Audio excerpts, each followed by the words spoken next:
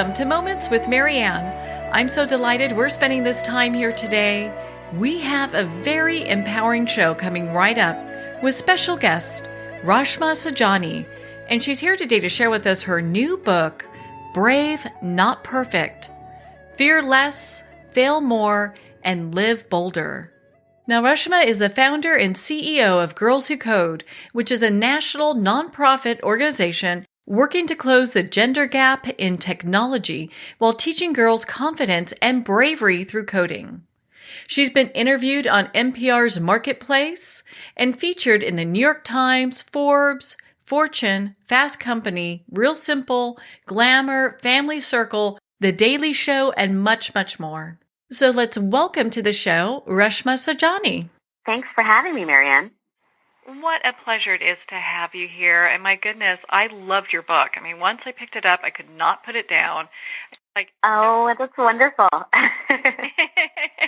Well, and, every parent, every aunt, every uncle, every educator needs to read this book because we've got to really change the dialogue with our young girls. Mm-hmm. It's so true. I mean, you really realize how we raise our girls to be perfect and we raise our boys to be brave. And all you have to do is sit at a playground and we push our boys to, climb faster, you know what I mean, crawl to the top of the monkey bars. And we tell our girls to be careful, oh, honey, your dress is dirty. Come over here. Let me get something from the diaper bag and change it. Or, don't take that toy away from her. We are constantly protecting and coddling and literally wrapping our girls, with bubble wrap. And as they get older, because we celebrate girls for perfection, they get addicted to it. And when something doesn't come naturally to them, they start giving up before they even try. That's just heartbreaking. Well, and before we go too far down the road, I would love to hear about your inspiration for writing this book, because there must have been something that was the catalyst for this. Yeah, it was really, so I had an opportunity to do a TED Talk. And I mean, Miriam, from the time that I was 13 years old, I've been working on women's and girls' issues. And in my late 30s, I was like, gosh, why isn't anything changing? And I spent my life with teenage girls, and Girls Who Code teachers started telling me the story. And this kind of light bulb went off in my head. It was, when girls were first learning how to code, something that many girls think is just really hard and that they can't do, every teacher would tell me the same story. She'd say, I'm teaching our girl how to code. And during the first week, a student would call her teacher over. And she'd look at her and she'd say, I don't know what code to write. And the teacher would look at her screen and she'd see a blank text editor. So if she didn't know any better, she would have thought, well, my student just spent the past 20 minutes just staring at the screen. But when the teacher pressed undo a few times, she saw that her student wrote code and then deleted it. So instead of showing the progress that she made, she'd rather show her nothing at all. It's this idea of perfection or bust. And so I told this story in my TED Talk, and it just blew up. We had millions of people watch, and so many people reached out to me, from cash registers who worked at Walmart to women who owned art galleries in Chelsea to dads, and everybody said, I do this. I see this in my daughter. I was raised this way. And I had to go deeper, and that's why I wrote this book. Well, I'm so glad that you did, because, that dialogue really needs to change. And it's so, I think people don't really understand how different young girls and young boys are treated. It's so true. And this often is in the name of building confidence. So I think for a long time we thought, well, if my daughter's bad at gymnastics, I'm going to pull her out and put her to swimming. And that's going to make her feel better about herself. But what's happened is that girls have lost their resiliency, right? And they think that their mindset is fixed. I'm either good at something or bad at something. And what perfectionism is doing to us as women is, one, it's making us unhappy. Women are twice as likely to be depressed than men. And second, it's causing a leadership gap. We think that we have to be perfect to lead. It's why men will apply for a job if they meet 60% of the qualifications, and women, 100%. And so there are so many things that pass us by because we think that we're not ready. Well, and I love that you brought that up, the leadership gap, because it was interesting reading your book. I mean, you talk about how, young girls, how well they do in school, and there's a little bit, because they're not being taught how to be brave, and they've got that perfectionism hat on, so to speak, and how difficult it is then to move into points of leadership because they're trying to be so perfect. Yeah, I mean, Carol Dweck has this amazing quote where she says, if life was one big grade school, women would rule the world. But it's not, right? And what moves the needle in the real world is bravery. It's raising your hand for a new assignment at work, even though you're kind of slipping out because it's out of your comfort zone. It's about basically, or leaving your job when you're doing well because you're not really excited about it, or there's something else you want to do that you've always dreamed about. It's about running for school board because you want to do something for your community, but you're afraid that you'll lose that election. I mean, that's what matters, right, in the real world. It's really bravery and putting yourself out there. It's not perfection. It's not being careful and being, really risk-averse and thinking about every step before you take it. Well, and on that note, what are some of the differences that boys and girls view failure? I mean, because I know there's some massive differences there. Well, I think that we have taught, because we've wanted to toughen our boys up and make them strong, they are not freaked out by a challenge. Or when they try something and it doesn't come to them right away, that doesn't bother them. So, for example, studies will show that when women sign up for a major, if they don't get an A in an introductory class but get a B instead, they're likely to drop out. Whereas boys are like, I got a B. That's amazing. It doesn't bother them. It doesn't prevent them. It doesn't hinder them in the same way that it hinders us. That is a lot of stress to be putting on our young girls, that you have to exceed, you have to get all A's, and you have to, excel in everything that you do. And if you don't, then don't pursue that, pursue, other things, when maybe that's where their heart's more drawn to. And yet even worse, when you do everything perfect, why aren't you happy? I mean, I know so many teenage girls who are like, I'm captain of my soccer team. I have gotten straight A's. I'm a size 2. My Instagram, my Instagram stories always get 1,000 likes. Why am I still unhappy? And that's the key, right? Like in this success-driven society, it's not, what's upsetting them is not getting into Harvard. It's about the fact that they don't have joy in their life. And I think that there's a lot of joy that comes out of being brave, even when things don't work out, because 95% of the time it's not going to work out. But you're not going to have this regret. I know, look, I feel like so much of what happens with us as women is like we have things that we want to do, dreams that we have, whether it's starting a business or maybe even not starting a family, and we don't do them, right? We pursue other people's dreams, and we see other people doing the very thing that we wanted to do, and they're succeeding at it. And it leaves us with so much regret and envy, and it eats us up inside. And that's what I want this book to stop, right? That's what I want. I want it to inspire women to find their truth, to do their thing, regardless of the outcome, so that they don't have a life of regret and envy. Gosh, I mean, I think every woman on the planet needs this book. Because, I mean, I think regardless what your age is, it really is something to reflect on, because are we living the life that we choose to live, that empowers us, that motivates us, and makes us happy? Or are we doing kind of like you're talking about, a life where it's kind of pre-designed because people are expecting us to do certain things? Right. Or it's like toxic people pleasing. I mean, I was speaking in Philadelphia yesterday, and I asked everyone in the room, how many of you in the past week have gotten bumped into on the street or at work, and you've said, I'm sorry? Every hand raised. All of us have done that. I've even done that, right, in the past week. And what happens is when that happens, you walk away like, God, you're mad at yourself. Why did I say sorry? Why didn't I stand up for myself?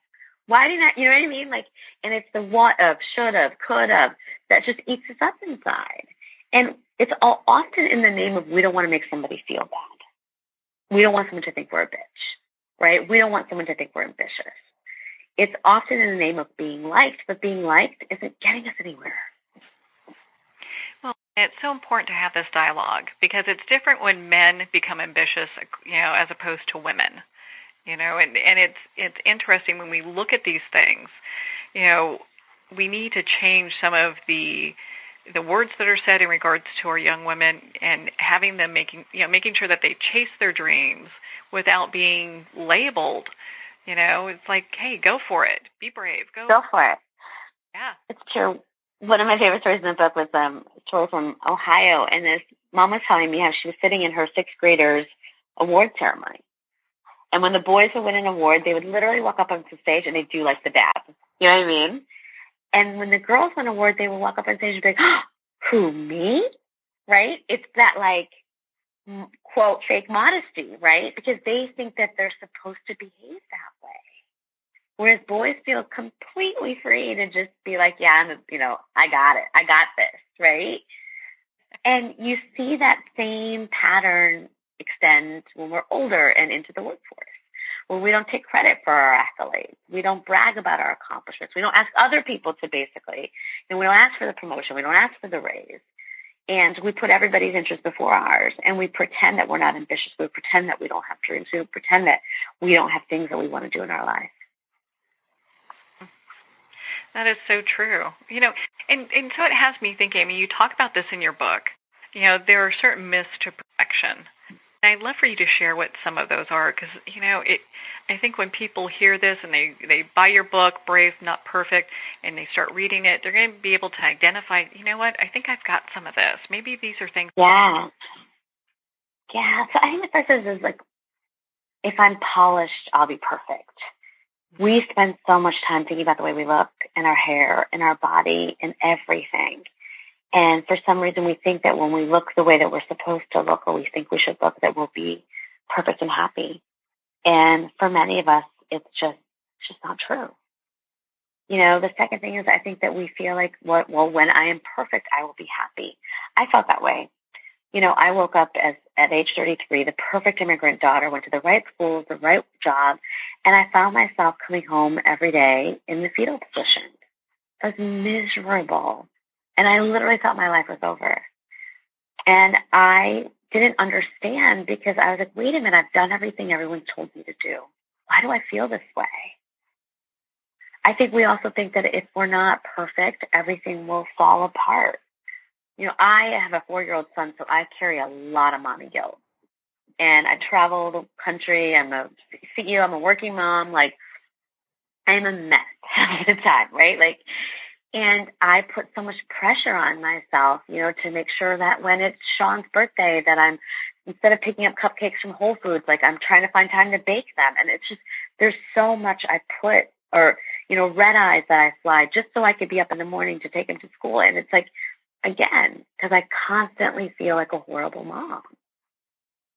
And, all of these things have just made me realize that, we put perfectionism puts way too much weight on our shoulders. And even when we are, quote, perfect, we're still broken inside. And that is so true. I mean, there's so much that girls, young women, and women put on their shoulders as far as, what's expected of them. And, there's not that same amount of pressure I feel that's put on young men, the expectations. We were bombarded all day long with ways that we should look, how thin we should be, how perfect we need to be. And it really puts the focus on this exterior as opposed to our inner happiness. Yeah, and it's so much worse with social media, right? I mean, it's just a few minutes of scrolling to get your anxiety up. My niece is 16 years old, and she will, delete a post if it doesn't get 500 likes. I find myself, when I post something, constantly checking, for validation. And it's really, really, really made us have more anxiety. When I was doing focus groups for this book, I was shocked at how many women in their 20s and 30s told me that they had not one, but 2 Instagram accounts. One for their real life and one for the life that they wanted others to think that they had. I mean, gosh, you know how stressful that is. That is, I mean, it's hard enough managing one. I could imagine doing two. Yeah, but it's why for me I started doing this thing called Failure Fridays on Instagram to, because there's this idea of there's almost negativity shaming, right? Online. Like if you talk too much about your real life, you know what I mean? People don't like it. They just want to see the beautiful picture and the happy marriage and, the job that you love and your perfect child. And even though all of it is fake, right? And not true. And so I've been doing these Failure Fridays to kind of just start getting people to think about celebrating failure, or sharing your brave, not perfect messages. And it's awesome because that's real and authentic and true. Yeah. Well, and it's interesting, and we've kind of touched on this already, but, when young boys, when they view failure, it's kind of like, no big deal, move on, and for young girls, it can be earth-shattering. Yeah, it's earth-shattering. Yeah, I mean, and there's a real cost. I always say in Silicon Valley, right, you're more likely to get funded the more failures you've had as a man. But as a woman, it's right, because you're already coming in with so much doubt. And we punish women who have failed a lot more. People always, I ran for office twice and lost twice. And when I think about my next race, people always say, well, be careful, because if you lose again, that's it. And I'm like, well, didn't Abe Lincoln lose 11 times before he won? Or it's very, very different. It's very different for women than it is for men. But that's because I think when you are brave, when you do embrace your failure, you're an outlier. And that's why I want this book to create a bravery revolution. If we were all that way, if we weren't feeling shameful about the things that didn't work out for us, if we were embracing our failure, if we weren't letting it prevent us, if we were building our bravery muscles, seeing, brave, not perfect women would be the norm and not an outlier. And that's the world I want to create. Oh, I want to live in that world. We can. I'm telling you, I've been living my life this way, and I'm so much more happier. And it's not that everything has changed for me. And I'm not telling you it doesn't hurt sometimes to get rejected, and but it's just I don't have that pit in my stomach. I always say to women, think about where you're feeling envious or who you're feeling envious about. And I know it's hard, but go there. That's where you should be. That's where you should be. And so I've reduced the envy in my life. Do you know what I mean? Mm-hmm. And that immediately has created so much joy for me. And I think we as women, we hold so much regret and envy because of perfectionism. Because we're waiting for the right time to take that step or try that. I mean, you even think about this, think about hobbies. Every man I know has a hobby that he likes, but he's not good at. Tennis, fantasy football, golf, you know what I mean, basketball. And they're not good at it. They're mediocre at it. Even for us, we don't even have hobbies that we like that we aren't good at, right? So many women have said to me, I'm not going to that fitness class till I'm in shape. And I'm the point of going to a fitness class is to get in shape.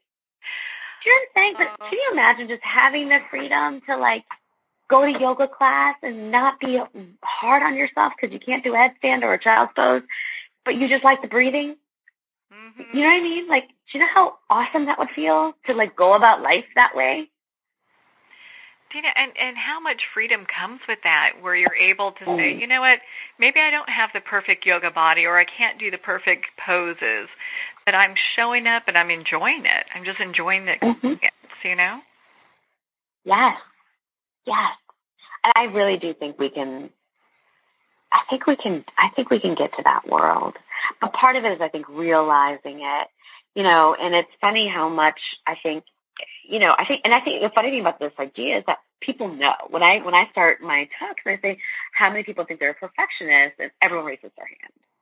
And we know that it's not good either. We know that it's not a badge of honor, right? We know that it's actually creating a lot of pain in our lives. And I think so much of what we've been given as women with a lot of these books is management books, success books to help us get that promotion and, get that job you've always in that corner office. Really what we need is joy. and happiness. That's really what's keeping us from, I feel like, world domination. You know? That's why I think this book is so important. Oh, I agree. I agree 100%. I was just actually going to say that because, I mean, it teaches women to look for things that, go basically to live a little bit more bolder and be able to find that happiness. Go after your dreams. If you want to be an astronaut, go for it. If you want to be in tech, you can do that too. There's no boundaries. Yep. I couldn't agree more. Well, and so, we've talked and we've covered so much. What are some of the ways that you think that young girls can give themselves permission to move out of being perfect, just being okay with themselves? So I think the first thing is practice imperfection. So for girls, I have this, if you feel like you're not good at something and your every bone in your body is telling you to move on from it and go to the next thing, stop yourself. Make yourself sit with it, whether it's a math assignment or a block a toy you're trying to put together or a game you're playing. Like, don't let yourself walk away from a challenge. And kind of part of that too is like, going back to this idea of doing something you stink at. If you're in a gymnastics class or a basketball class or a soccer class and you're not number one, it's okay. Don't switch. Feel what it's like to be mediocre, but have joy in the thing that you are doing. And the third thing is like in your life, and I do this, start soliciting feedback, critical feedback. Everybody in my world or, at Girls Who Code knows that, like, if I give a speech or something, I want people to rate me. And I want you to not give me a 10. I want you to tell me what I could have done better. So if you start getting used to, criticism or feedback, right, it's not going to feel so personal when you get it later in your life. Yeah. Well, and it really starts to kind of, make things, a little bit, you get a little tougher. You get a little bit of a tougher skin. And it's not a big deal. It's not like they're saying no to you or, when you get a no in sales, it could be, just no right now or, or whatever the situation is, Yeah. And I think as parents, it's hard for us, right? Because in some ways to build resiliency, you got to let them mess up. You got to let them fail.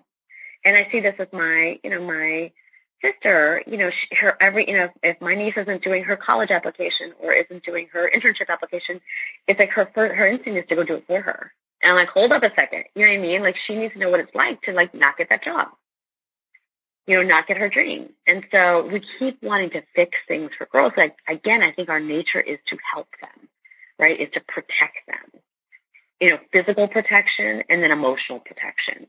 And so we have to pull ourselves back from that instinct that we have. Yeah, because it really is doing them a disservice. It's doing them a huge disservice. I really feel like the way that we've been raising our girls has been wrong. And I've seen this for 6 years with many of our students. And I've seen how coding is such a metaphor for failure, right? Because most people think you have to be some genius to do it. And girls often, we don't see ourselves that way, even if we are. So they're coming in with what they think is an aptitude deficit. And then secondly, it's a process of iteration and failure. Again, something that girls are not used to. They're used to getting things right away. And so even in a few weeks, just teaching them to code changes their entire mindset about how they go about living their lives and the things that they pursue.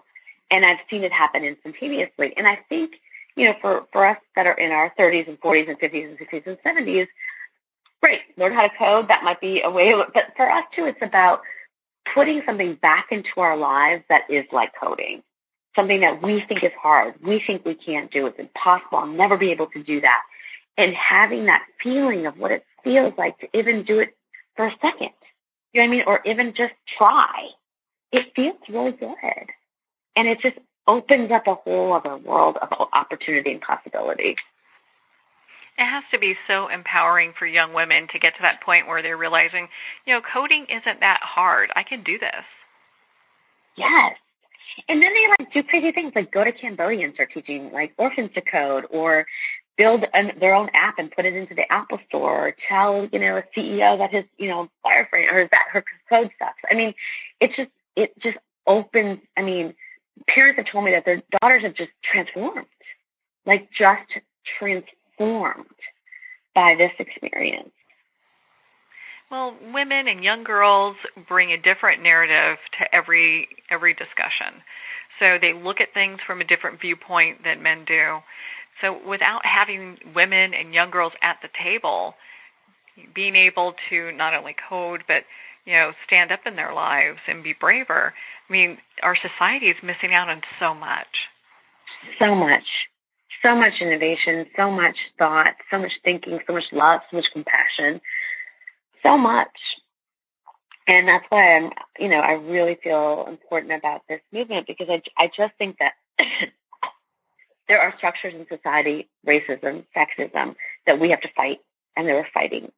And then there's a body of work that these structures have done a number on us that we have to start to unwind. We are this way because of culture, because of society, not because we've chosen to be this way. And so part of it is just recognizing that and saying, okay, I am going to work to change this. And I know I fall on and off the brave, not perfect wagon all the time. I think I'm being real brave, and then something will happen, and I'll start my toxic people pleasing again. You know what I mean? Or my guilt, or my fear of being rejected or failing, and then I'll get back on the wagon. But it's a practice. It's a practice about having a way of life and a way of being, and we have to be forgiving with ourselves too as we're on this journey. I'm so glad that you mentioned that, because it's really easy for that inner dialogue to kind of click back to the learned behavior going, well, you really should be a people pleaser, or, what do you think you're doing? And it's nice for young girls and women to hear that, you are even having to work on it every day. It's something every day. All yeah. Every day. Even right now, as I'm so busy with this book tour and talking about this book, if someone's like, can I talk to you for 10 minutes about, and I'm like, can we do it in June? You know what I mean? And I still feel guilt about that. You know what I mean? And it's just it never ends. And but I'm more generous to myself. I'm not like, oh my God, why are you feeling guilty? Because it is it's a practice, and it's decades of being raised a certain way, of unlearning a habit or a way of being. But it's possible. It's definitely possible. Do you see a lot of parents coming to you and educators going, gosh, I wish I had this book 20 years ago? Yeah, but I also feel like people are like, I'm glad I have this book now, because it's never too late.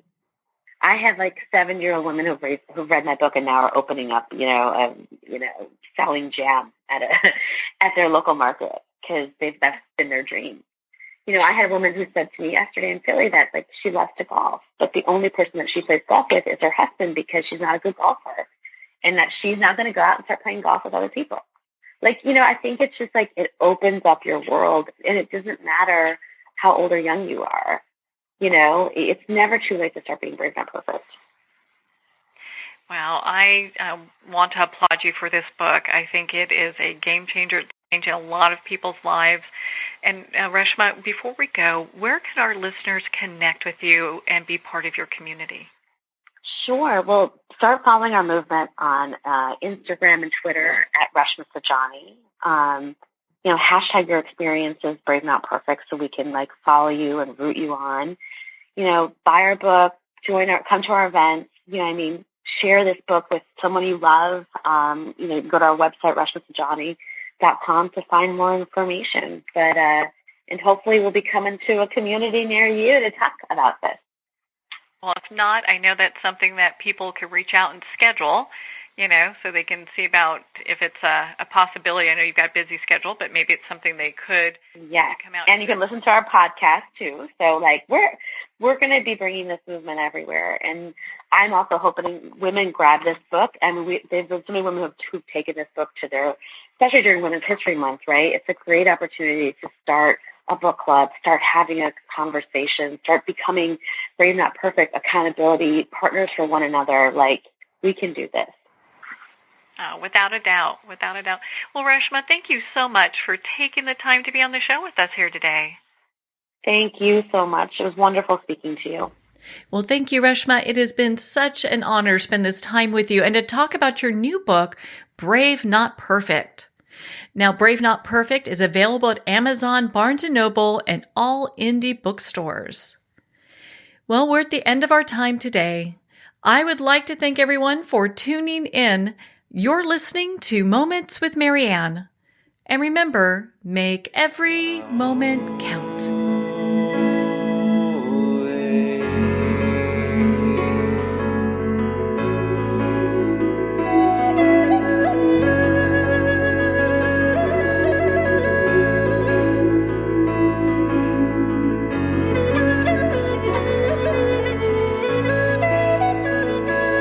In a single moment, your life can change. Moments with Marianne is a transformative hour that covers an endless array of topics with the best of the best. Her guests are leaders in their fields, ranging from inspirational authors, top industry leaders, and business and spiritual entrepreneurs. Each guest is gifted and a true visionary. A recognized leader in her own work, and while teaching others to develop, refocus, and grow, Marianne will bring the best guest and sometimes a special surprise. Don't miss this. You never know just which moment will change your life forever. Moments with Marianne airs every Sunday, Monday, Thursday, and Friday at 8 p.m. Eastern and 5 p.m. Pacific Time. Make sure to tune in and visit momentswithmarianne.com for more information.